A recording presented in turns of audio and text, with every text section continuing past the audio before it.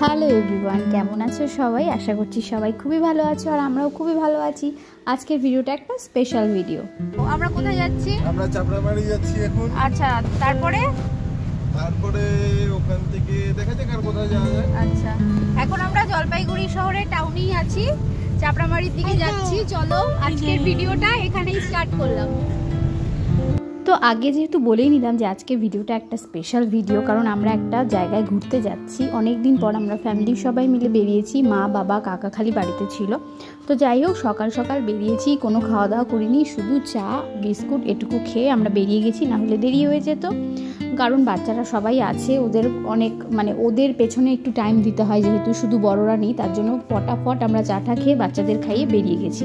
তো আমরা কোথায় যাচ্ছি? আমরা যাচ্ছি লাটাগুড়ি, মূর্তি, তারপরে যাব আমরা চাপড়ামারি ফরেস্ট এবং যাব জলঢাকা। তো পুরো ভিডিওটা আমরা এই একটা ভিডিওতে শেয়ার করতে পারছি না, দুটো পার্টে ভিডিওটা দেব। তো আজকের ভিডিওটা হচ্ছে সেই ভিডিওর ফার্স্ট পার্ট। তো দেখতে দেখতে আমরা পৌঁছে গেছি তিস্তা ব্রিজে। তো ওই দিকে যেতে গেলে, লাটাগুড়ি জঙ্গলের দিকে যেতে গেলে জলপাইগুড়ি থেকে সবসময় আমাদের তিস্তা নদীটা পার করতেই হয়। তাই জন্য এখন আমরা আছি বর্তমানে তিস্তা নদীর ওপরে। তোমরা সবাই জানো তিস্তা নদী একটা পাহাড়ি নদী, উত্তরবঙ্গের একটা বিশিষ্ট নদী। তো এখান দিয়ে যেতে যেতেই ভাবছিলাম যে আগে এখান দিয়ে যাওয়া না খুব কষ্টকর ছিল, কারণ রাস্তাটা এত ভালো ছিল না। 4 লেন তো ছিলই না, মাঝে মাঝেই অ্যাক্সিডেন্টের প্রবণতা খুব শোনা যেত, ভিড় থাকতো, সমস্ত গাড়ির প্রচণ্ড জ্যাম থাকতো, যেহেতু এটা একটা হাইওয়ে। আর কিন্তু বর্তমানে অ্যাক্সিডেন্টের প্রবণতা অনেকটা কমলেও রাস্তায় সেই ভিড় ব্যাপারটা থাকে না, রাস্তা ফাঁকা, খুব সুন্দর। দেখতে পাচ্ছ চওড়া রাস্তা।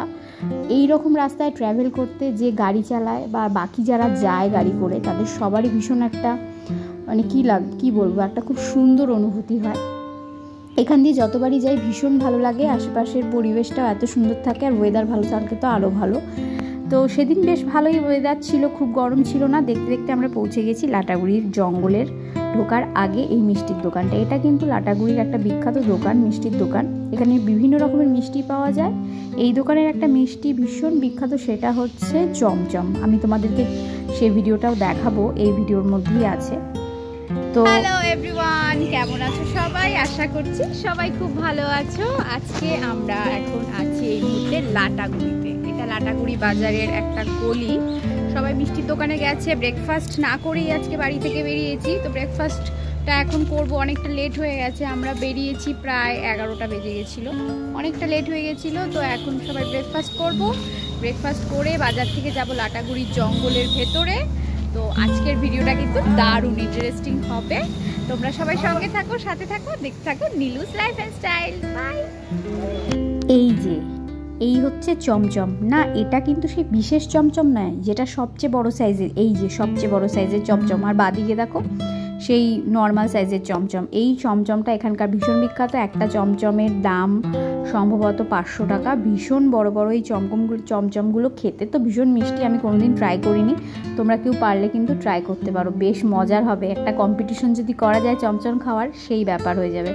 তো এখানে আমরা করে নিয়েছিলাম ব্রেকফাস্ট।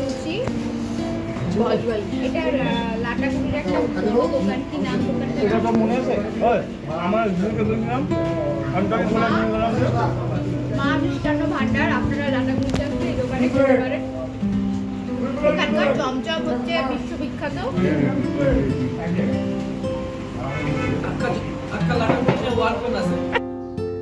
ব্রেকফাস্ট করার পরে দিয়ে দিয়েছিলাম মিষ্টি। এখানকার যে একটা মিষ্টি পাওয়া যায় সেটা হচ্ছে রসমালাই। তোমরা সবাই জানো রসমালাইটা খেতে কিন্তু দারুণ ভালো হয়।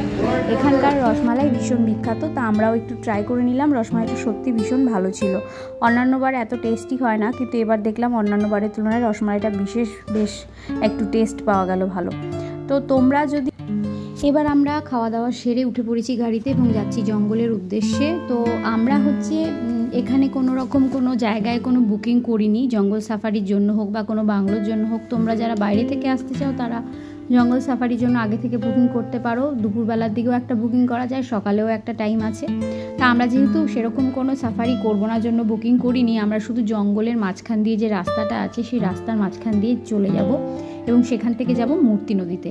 এই যে রাস্তার মাঝখান দিয়ে তুমি যাচ্ছ এবং চারিদিকে একটা ঘন জঙ্গল, এই যে অনুভূতিটা, এটা যারা স্বচক্ষে যারা দেখেনি বা ফিল করেনি সেটার মানে বিশেষত্বটা আর তারা ছাড়া যারা দেখেছে তারাই একমাত্র বলতে পারবে এটার বিশেষত্বটা কি, এটা কতটা দারুণ লাগে।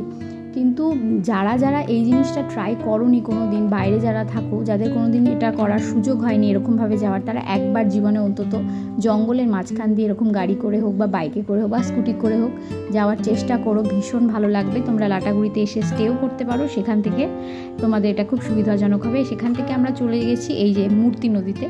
মূর্তি নদীতে আমরা এবার যাইনি ভেতরে, জলটা অনেকটা শুকিয়ে গেছে, নদীটা কাছাকাছি, জল একদমই ছিল না, দেরি হয়ে যাবে জন্য আমরা আর মূর্তি নদীতে নামিনি। আর আমরা এখন যেখানে আছি এটা হচ্ছে মূর্তি নদীতে ঢোকার আগের রাস্তাটা, ডান দিকে মূর্তি নদী। এখানে দেখলাম ঘোড়া ছিল, তো বাচ্চারা দেখলে পরে ওদেরকে একটু বসানোর চেষ্টা করা হলো। তো মেয়ে তো চড়ছিলই না, চদ্দি ভাইয়ের মেয়ে, তো যাই হোক ওকে একটু তাও বসানো হলো, আর ছেলেকেও বসানো হলো। ও যে কি বুঝছিল, মানে ও হচ্ছে সব কিছুতে আগে আগে যাবে, কিন্তু সবাই তো যেহেতু অনেকটা ছোট তাই আমরা একটু বেশি ওকে নিয়ে ভয় পাই, ওই জন্য ছাড়তে চাইলেও আমরা চাইছিলাম না ওকে ছেড়ে দিতে। দেখো কিরকম মহারাজার মতো বসে আছে। এবার এখানে একটা সবাই ছবি টবি তোলার ব্যবস্থা করা হচ্ছে, আই লাভ মূর্তি লেখা এখানটায়।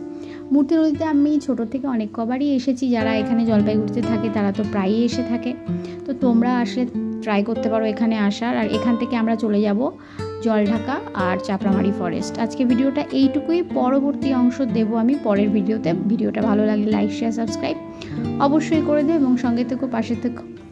সবাই ভালো থেকো এবং সবাইকে অবশ্যই ভালো লেগো। তাহলে তোমাদের সাথে দেখা হবে আবার নেক্সট কোনো একটা ব্লগে। Bye bye.